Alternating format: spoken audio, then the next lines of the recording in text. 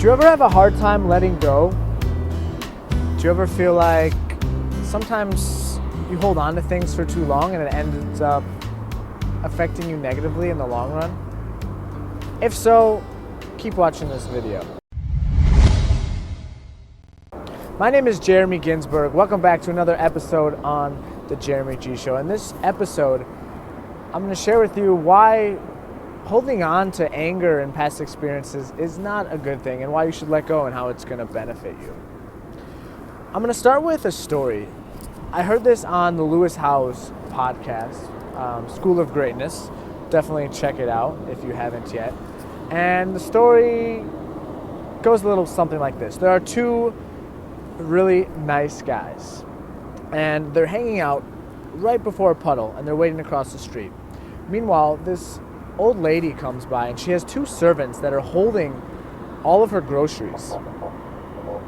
And they don't have any spare hands, so they can't help her cross this puddle. There's a huge puddle in the way. She doesn't want to step into it, so she asks these random guys, she says, "Will you carry me to the other side?" First guy, random guy number one, says, "No, are you kidding me? Walk, it's a puddle. Just go do it yourself." Random guy number two says, "All right, fine. I'll carry you to the other side." So she picks her up. She walks through the puddle, gets his feet all wet. He lets her down, and then she doesn't even say thank you. She just runs off.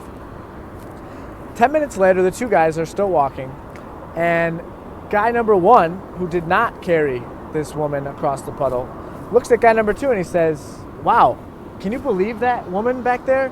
You helped her out, you carried her across this puddle, and she didn't even say thank you." And then guy number two responds, he said, "Yes, you're right, but I let that woman go 10 minutes ago. Why are you still holding on to her?" So that's just a little bit of story to really illustrate that sometimes, even if something bad happens to you, somebody's mean to you, holding on to it and letting it stay inside of you doesn't necessarily do you good, and it can actually do you harm as well. The Buddha says you will not be punished for your anger, but you will be punished by your anger.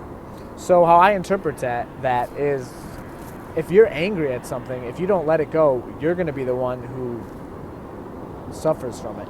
Not the person that you're mad at, not the random lady who budged you in line 2 weeks ago. If you still think about that and carry these negative feelings with you, then it's going to affect your daily life. But if you can let go, you can love things without attaching yourself to it, and then when it's gone, you forget about it and you let go, you accept that you had it, but then you appreciate it for what it was, and then it's gone. You don't think about how you lost it. You don't think about how it could have been. You just go on with your life. Then it's better overall.